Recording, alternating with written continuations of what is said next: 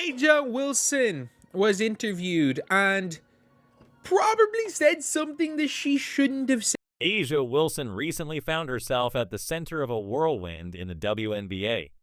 A combination of jealousy, surprise, and frustration has left the former MVP grappling with the reality of free agency's aftermath. After an interview with Sue Bird, where the basketball legend praised the Indiana Fever as free agency winners and legitimate championship contenders, Wilson's reaction has been nothing short of explosive. This drama has set the stage for what could be a seismic shift in the WNBA landscape.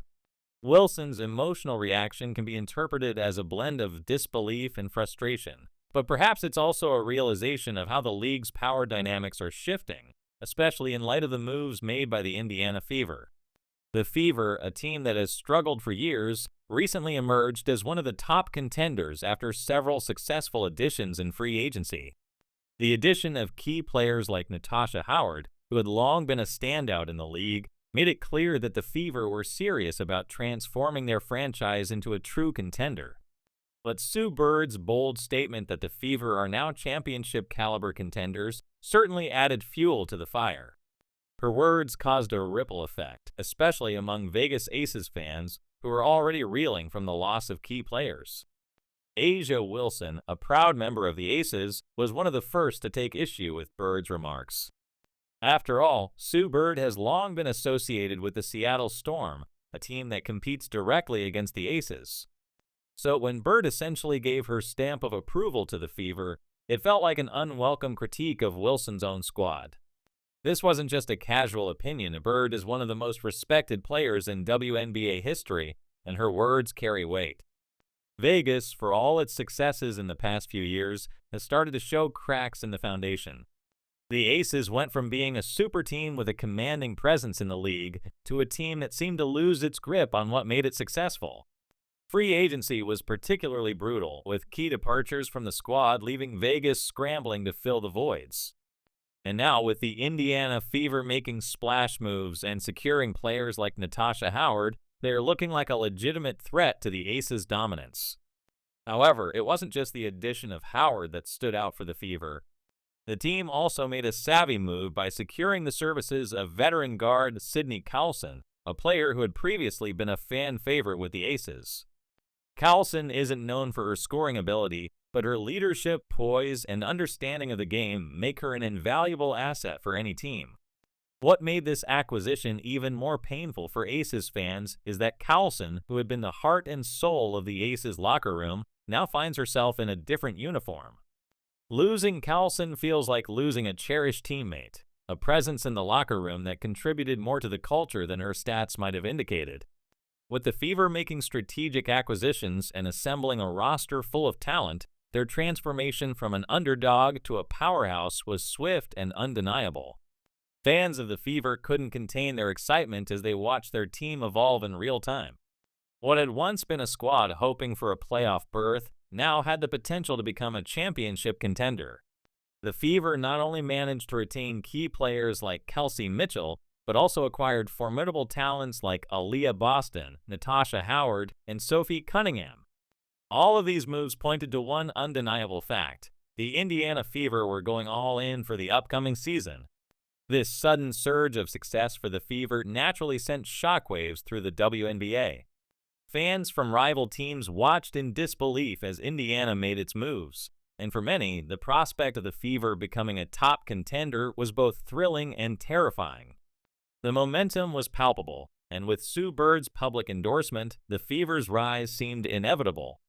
While the Aces fans were dealing with the frustration of watching their team lose key pieces, Fever fans were busy celebrating a team that had quickly gone from irrelevance to championship contention. But for A'ja Wilson, the situation wasn't just about the Fever's rise, it was about her team's decline. As players left, the Aces seemed to lose their cohesion. The once mighty super team was unraveling, and the cracks were starting to show. It wasn't just the loss of talent that was hurting, it was the emotional toll of watching teammates leave and seeing their place on the team being filled by new, unfamiliar faces. Amidst all the chaos, Wilson herself seemed to be grappling with her emotions. In a particularly revealing interview, she seemed to throw shade at her own locker room, suggesting that if her teammates had stepped up during the previous season, they could have won the championship. This statement caught many off guard. It was a shocking admission of frustration, and it didn't sit well with many of her teammates. It felt like an indirect critique of the very squad that had been by her side in their pursuit of 2 consecutive championships. How could the same team that had helped Wilson secure back-to-back titles suddenly become the reason they didn't three-peat? The tension was palpable, and her comments only added fuel to the fire. In the wake of these remarks, the Aces' locker room must have been in disarray. Teammates who had fought through injuries and sacrificed their bodies all season long now had to process the fact that their star player, someone who had called them family, was publicly questioning their commitment and performance. It wasn't just a matter of losing a game, it felt like a betrayal of sorts, an emotional blow that cut deeper than any on-court loss. The Aces roster had already been shaken up by free agency, and now Wilson's comments added another layer of turmoil. The team was in crisis mode, and it seemed as though the foundation of trust that had once existed was starting to erode.